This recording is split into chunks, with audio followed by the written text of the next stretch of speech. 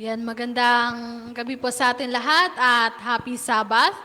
Para po sa ating pagsisimula ay tayo po ay magawitan. Atin pong awitin ang Wonderful Words of Life.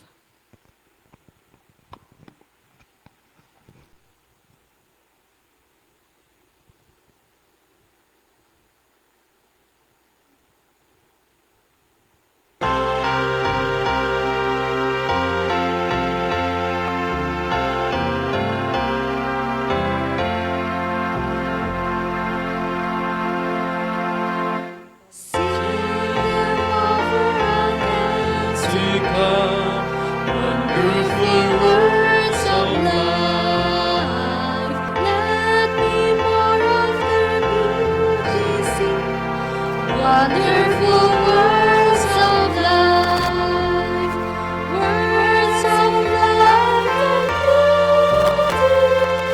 Teach me faith and duty. Wonderful words, wonderful words, wonderful words of life. Beautiful words, wonderful words, wonderful words of life. Christ the blessed one gives to all wonderful words of life. Sinners to the loving call, wonderful words of life. Oh, so freely moving us to heaven. Beautiful words, wonderful words, wonderful words of life. Beautiful words, wonderful words, wonderful words of life. Sweetly echo the gospel call, wonderful words of life. For pardon and peace to all, wonderful words of life. Jesus, only Savior, sanctified forever.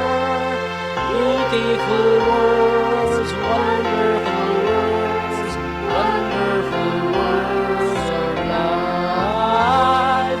Beautiful words, wonderful words, wonderful words of life.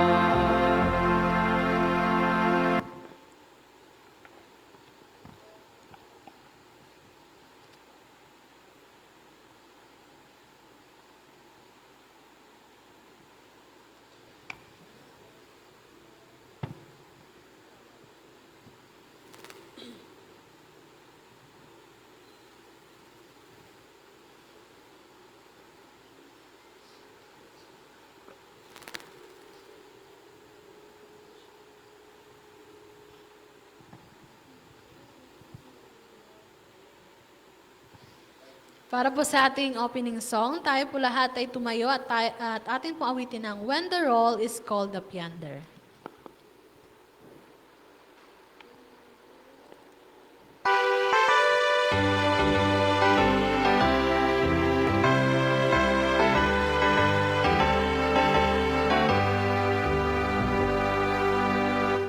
When the thunder of the Lord shall sound, that time shall be no more.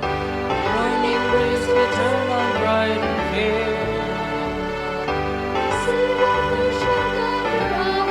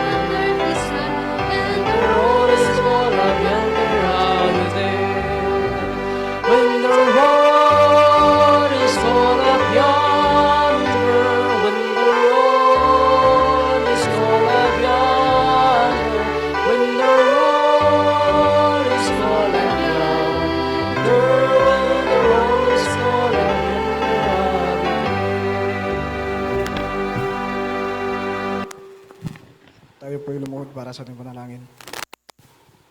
Dakila namin Diyos na maraming salamat po Panginoon sa buong isang linggo na iyong pag-iingat sa amin, sa iyong pagpapagal sa iyong sarili, Panginoon. Panginoon, sa gabing ito, patuloy namin dalangin na pangunahan kami ni Lord ng Espiritu at patuloy kami bigyan ng karunungan at katalinuhan, Panginoon, na iyong gagamitin sa gabing ito ay magsasalita lamang sa narin lamang sa iyong banal na kalooban. Pagpapakarin kayo Diyos sa aming pagkasalang nagawa sa pangalan sa namin tapaligtas. Amen.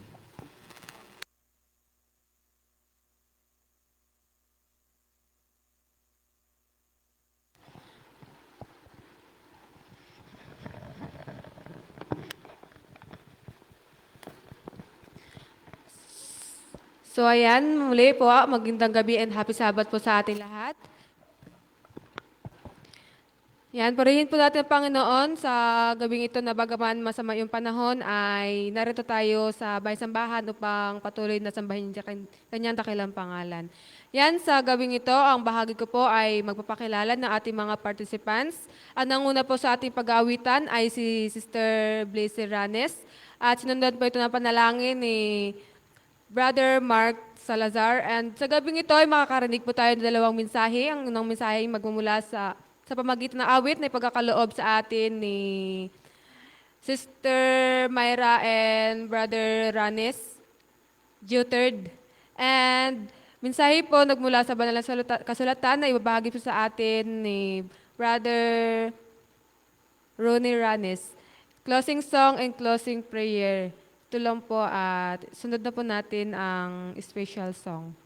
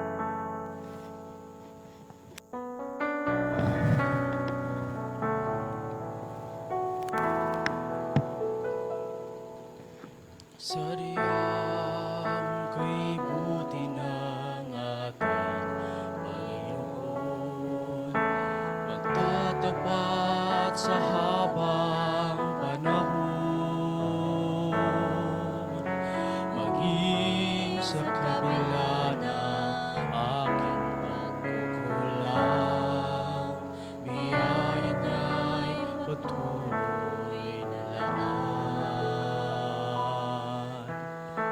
Tulad ng pagsinag ng gintong araw, tuloy siyang nagbibigay tanglaw.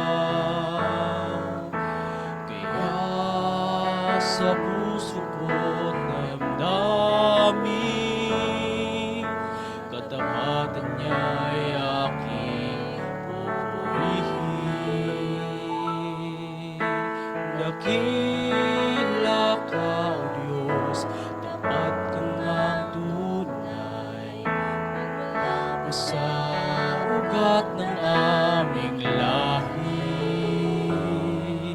Mundo'y magunaw man maasa, hanggang lagi, maging hanggang wakas nitong buhay.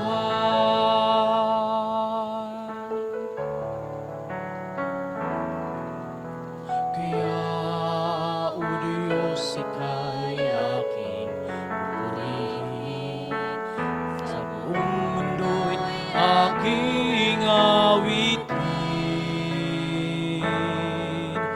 Dakila ang iyong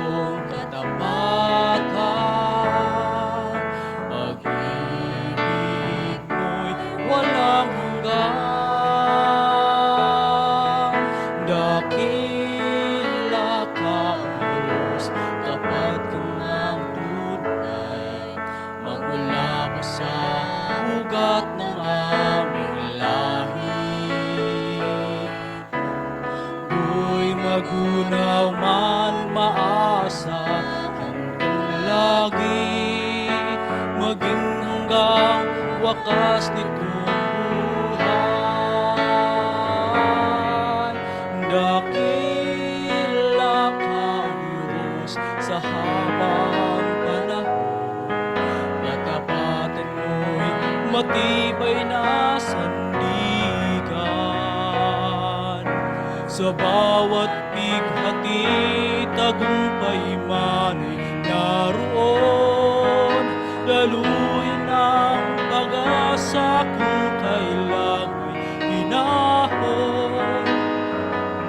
Big mo'y alay sa amin noon hanggang ngayon. Dakila ka, O Diyos. Dakila ka,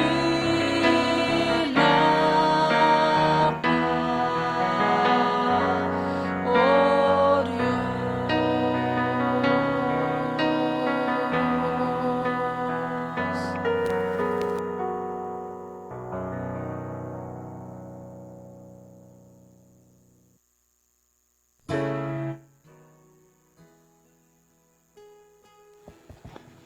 Hello. Magandang gabi at happy Vesper po sa ating po lahat mga kapatid at happy Sabat po.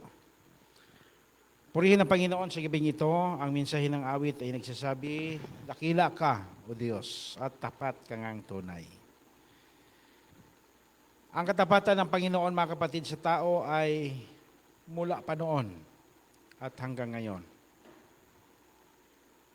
Kaya ayaw ng Panginoon na ang tao ay mapahamak. Ayaw ng Panginoon na ang tao ay mapahamak na walang nalalaman. Or inosente. No? So, ganun pa man, ang atin pong oras ay 5 minutes to eat. Ang atin pong pagsamba na tayo po ay nagsisimula ng alas 7:15, 7:15 noon yan, no? Last year. At nagiging 7:30 ngayong taon ito. At paglipas ng June, May, June, July, ngayong buwan na ito mga kapatid ay parang lagi na lang tayong nasa oras ng alas 8. Hirap hagilapin ang mga sarili. So, ano kayang problema?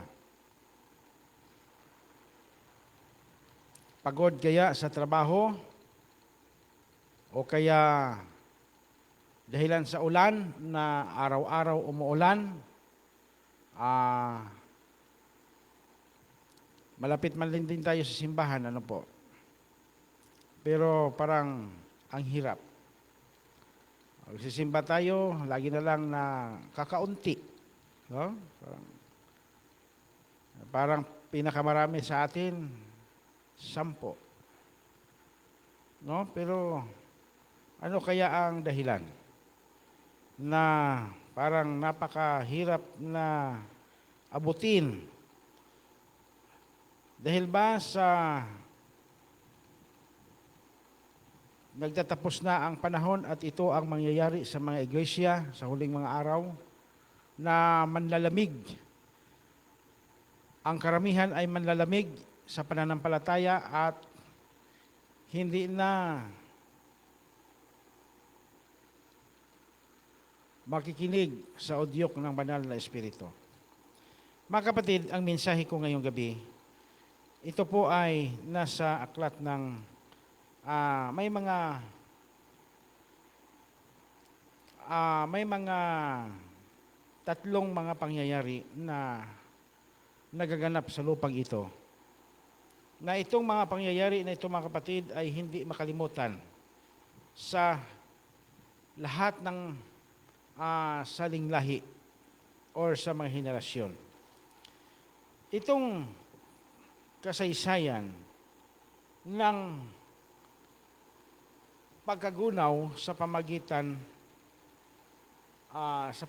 ng baha.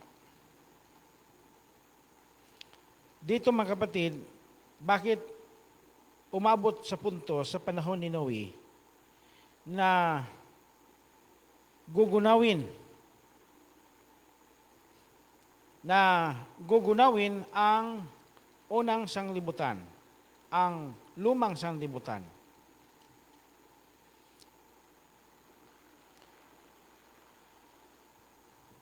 Sa kasaysayan, si Noe ay inutusan ng Diyos na gumawa ng daong.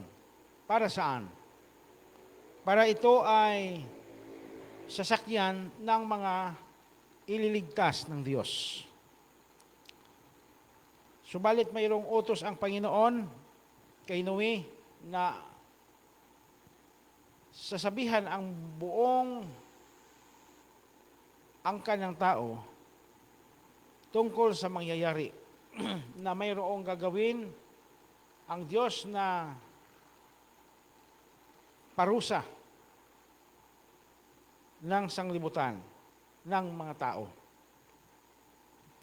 Dito mga kapatid, si Noe ay gumawa nga ng daong at kanyang binababalahan ang lahat ng tao upang makaalam sila sa pangyayari na gagawin ng Diyos. Sa madaling sabi, sila ay nakikinig at ang iba lumipas ang mga maraming araw, ang mga tao ay nanghihina at hindi na naniniwala hanggang sa tumabot na sa punto na ang pamilya na lang ni Noe ang nakikinig. Ang pangtanong,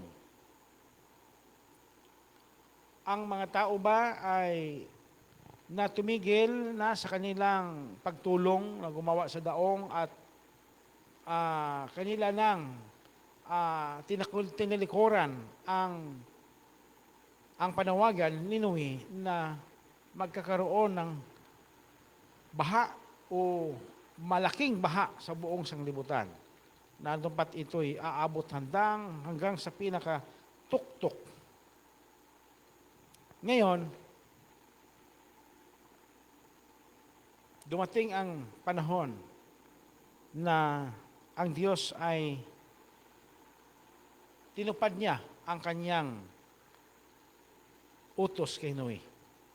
At nangyayari mga kapatid, na itong lahat ng mga tao ay namamatay. Ang sabi dito, at sinabi ng Diyos kay Noe, ang wakas ng lahat ng tao ay dumating sa harap ko, sapagkat ang lupa ay napuno ng karahasan dahil sa kanila, at narito sila ay aking lilipulin, kalakip ng lupa. Kaya, itong salita ni Noe, ng Diyos kay Noe, mga kapatid, ay napaka-powerful. At ito'y mangyayari nang hindi lilipas ang kanyang salita.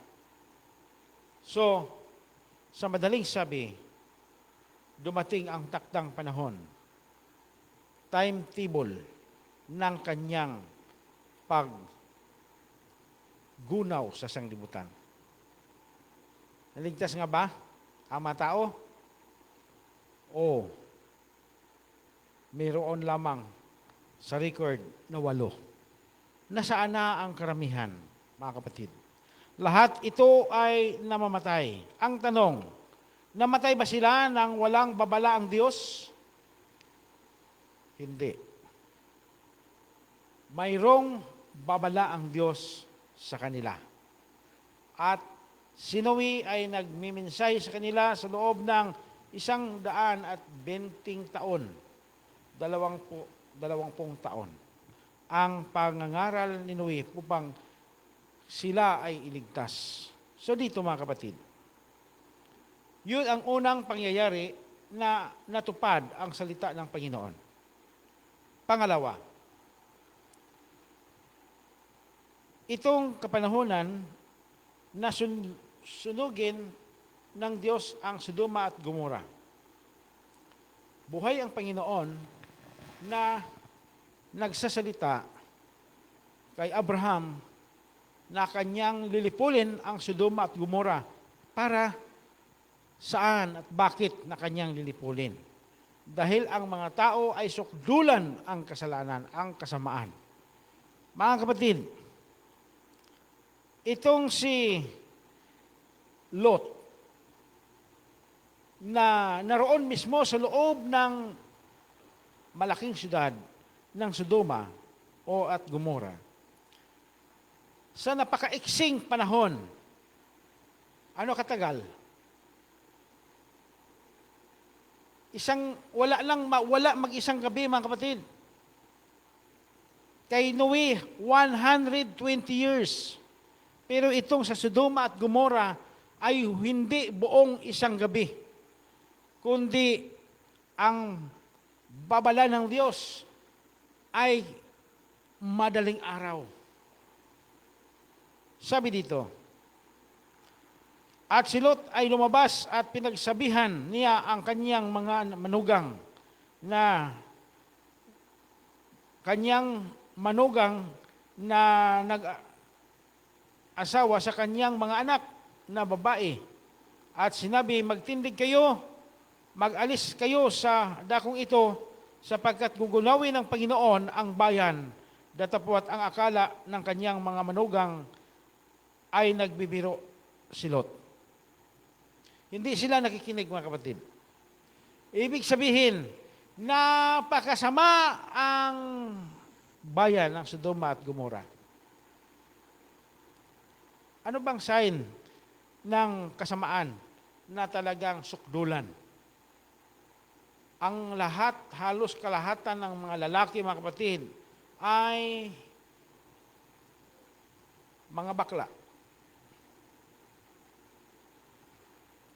Kaya, napakamadalian, napakabilisan ang pasya ng Panginoon na kanyang lilipulin ang Sodoma at Gomora na kung maari ang paghingi ni Abraham mula sa 50 hanggang 10 ay kayang ibibigay ng Diyos na hindi susunugin ang Sodoma at Gomora. Tumawad si Abraham ayon sa record dito, ayon sa kwento. Kung mayroong 50, Panginoon, hindi ba ninyo lilipulin ang Sodoma at Gomora?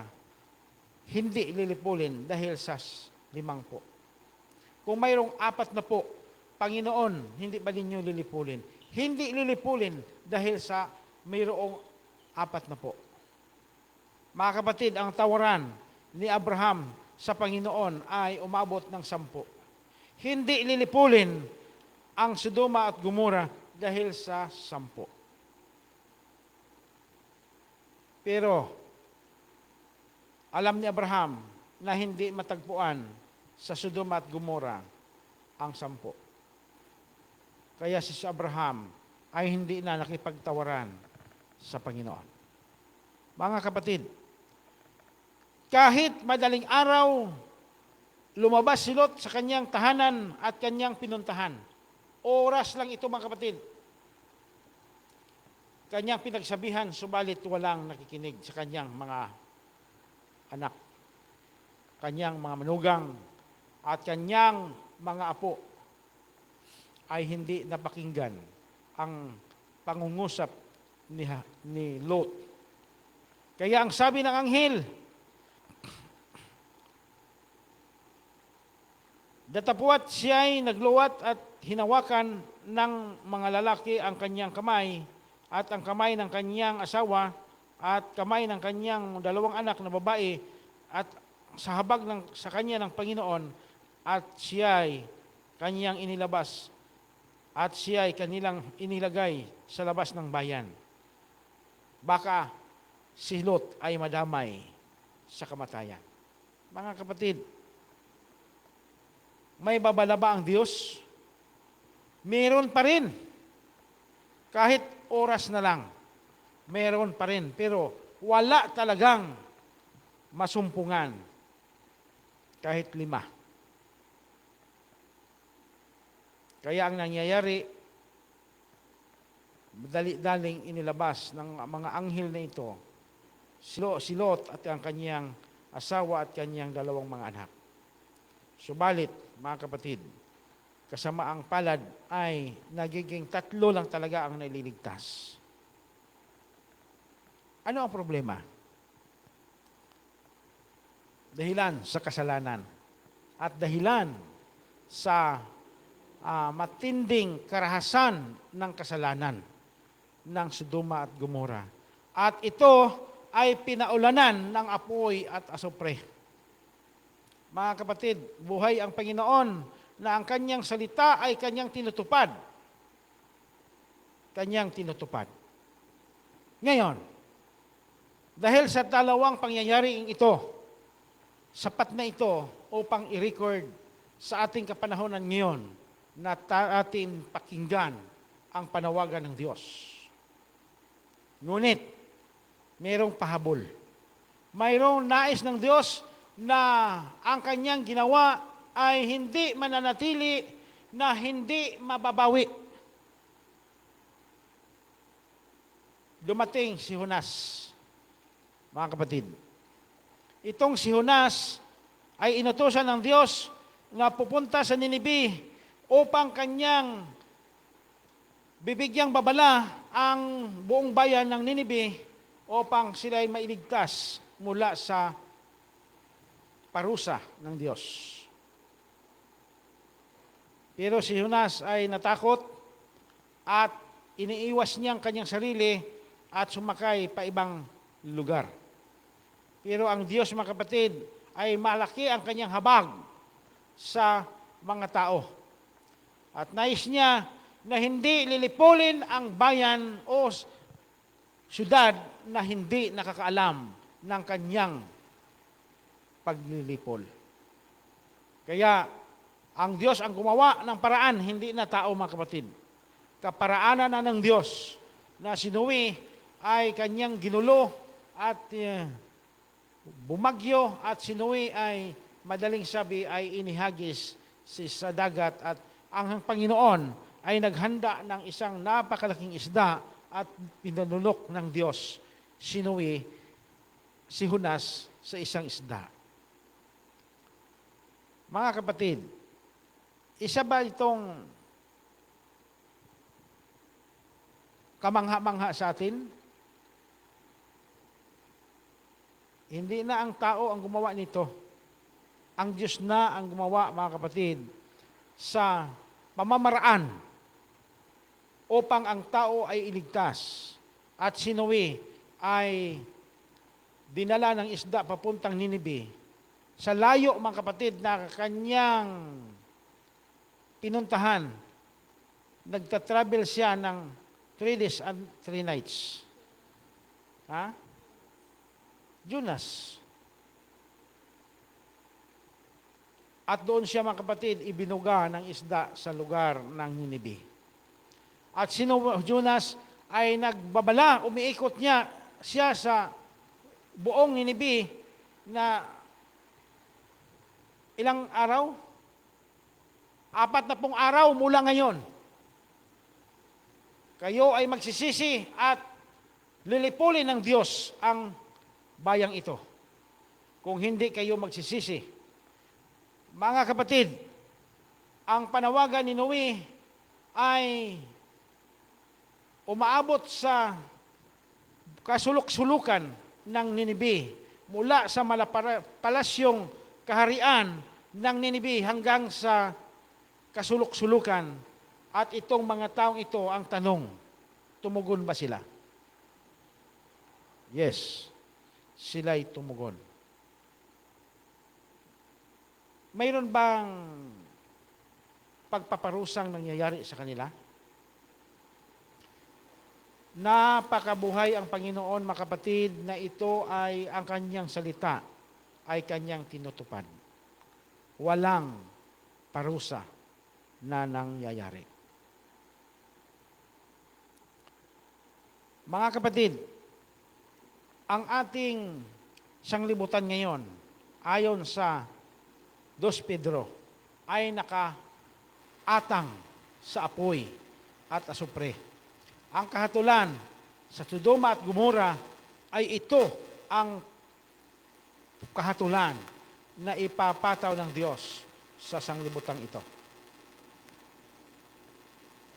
Hindi ba itong mga pangyayaring ito ay sapat na upang ating tiyakin na tayo ay napalapit sa Diyos at sumampalataya sa Diyos at sumunod sa Diyos at lalo nating hingin ang kanyang habag at awa para sa ating buong sambahayan sapagkat buhay ang Panginoon na siya nagsasalita upang kanyang tutuparin ang kanyang salita, mga kapatid. Sa ating kapanahonan ngayon ay hindi magtatagal. Mga kapatid, ayaw man natin as hindi. Mangyayari ayon sa kanyang takdang panahon na ibibigay ng Diyos ang kaparusahan sa lahat ng mga masasama. Baka tayo ay madadamay. Ano ang gagawin natin, mga kapatid? Papayag ka ba na ikaw ay madadamay? Bakit salitang madadamay ang ginamit ng Diyos kay Lot? Dahil si Lot ay matuwid. Matuwid si Lot dahil lumaki si Lot kay Abraham. Baka madadamay. Tayo, mga kapatid, ay hindi tayo namumuhay sa sanglibutang ito. Tinanggap natin ang Panginoon ng simula ng atin siya tinanggap, mga kapatid. Narito na ang binhi ng katotohanan sa ating mga puso, sa ating mga isipan, at tayo na ay tumupad na sa kanyang pakipagsundo sa atin, kanyang tipan. Kaya tayo ay inaaring ganap na matuwid sa harapan ng Diyos simulang ating itinanggap ang Panginoon bilang ating personal na tagapagligtas. Baka ikaw at ako ay madadamay. Mga kapatid, pwede naman tayong makaiwas. Pwede naman sa atin na malampas ang katulang ito na hindi tayo madadamay. Pwede naman, mga kapatid, na mangyayari, matupad ang salita ng Panginoon, pero hindi tayo masasama sa parusa. Sino bang gusto na makasama sa parusa? Wala, di ba? Walang gusto. Pero, mga kapatid, ang habag at awa ng Panginoon talaga ay napakasagana sa ating mga buhay. Ayaw niya talaga na tayo ay mapahamak. Kaya sapat ang kanyang pangako na ang sinumang sumampalataya sa akin ay hindi mapapahamak bagkus magkakaroon ng buhay na walang hanggan. Buhay ang Panginoon, mga kapatid, sa kanyang salita. Na ito ay hindi lalampas sa lahat ng mga matuwid. Pero, kung madatnan tayo sa pagsarado ng pintuan ng awa, sa close of provision, pag ito'y dumating at malampas ito sa atin, hindi tayo nabubuhusan ng kanyang spirito, mga kapatid, matutulad tayo sa asawa ni Lot.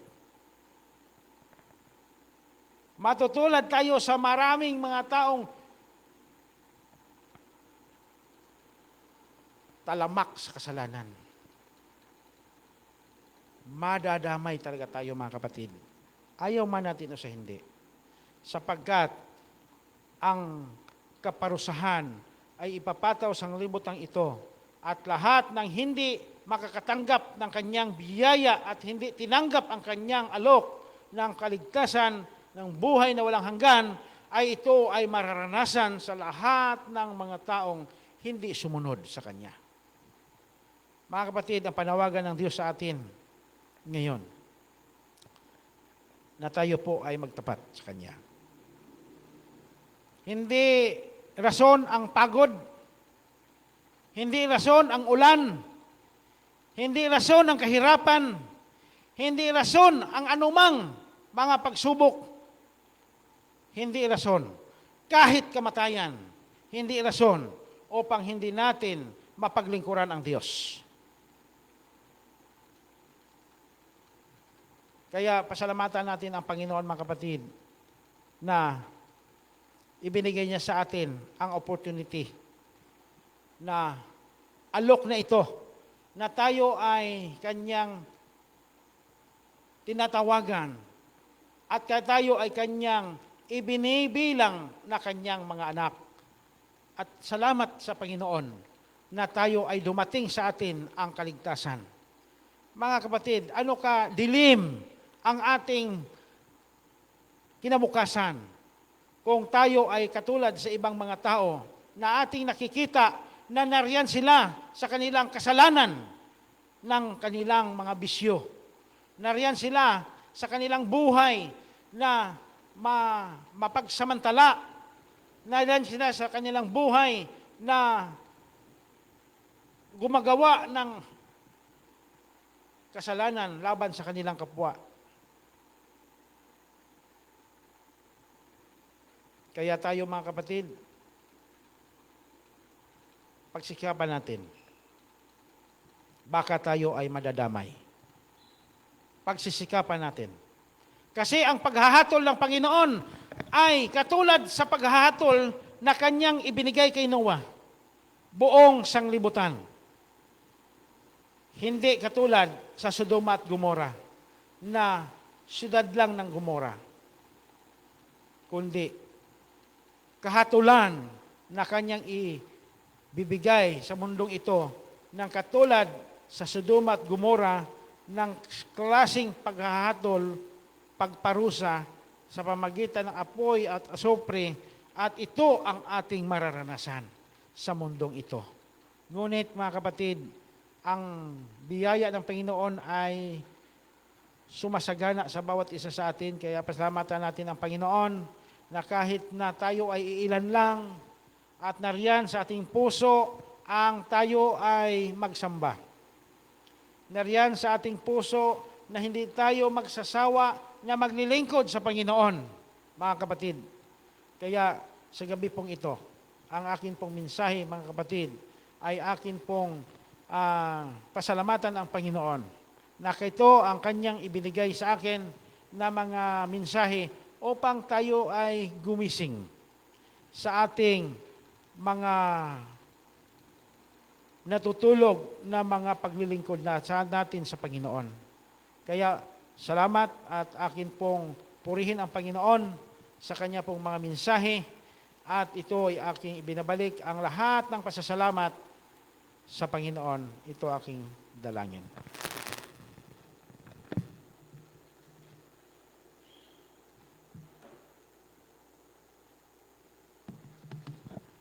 Salamat po sa isang napakagandang mensahe na ating napakinggan. Para po sa ating pagtatapos, tayo po lahat ay tumayo at ating pong awitin ang When He Cometh.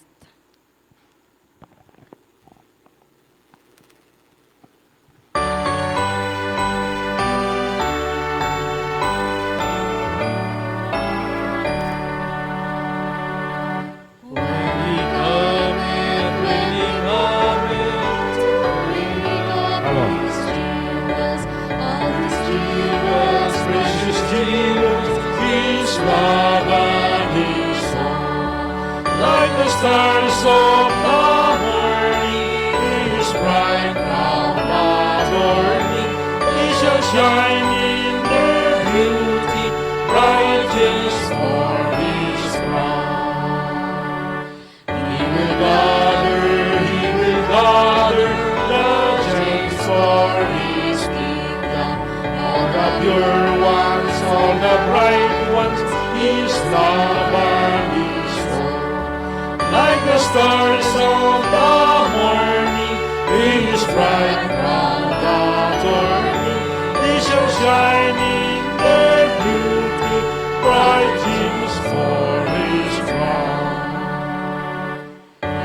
Children, little children, who love the Redeemer, and as jewels, precious jewels, His love and His own. Like the stars of the morning, His bright round adorning, they shall shine in their beauty, bright things for His throne.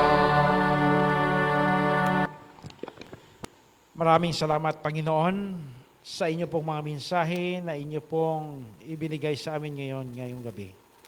Purihin ka, O Diyos, na kung saan ito po ay tatagos sa aming mga puso at ito ay amin pong sampalatayanan na ang inyong ginawa, Panginoon, ay tunay at buhay na nangyayari sa sanglibutang ito.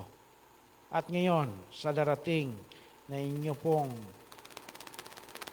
parusang ibibigay, nawa, Panginoon, ang inyo pong mga kaanakan na sumampalataya sa inyo sa buong sanglibutan hanggang dito sa amin sa Iglesia ng Rampano.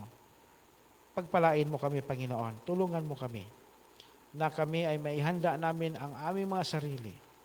Tulungan mo, O Diyos, hindi lang ang aming mga sarili, kundi pati ang amin pong mga kaibigan, mga kapitbahay at mga kapatid sa loob ng aming tahanan ay aming din pong mabibigyan ng pabalita. Salamat, O Diyos, kung magkagayon ay darating ang inyo pong paghatol at maihanda ang bawat isa. Salamat, Panginoon.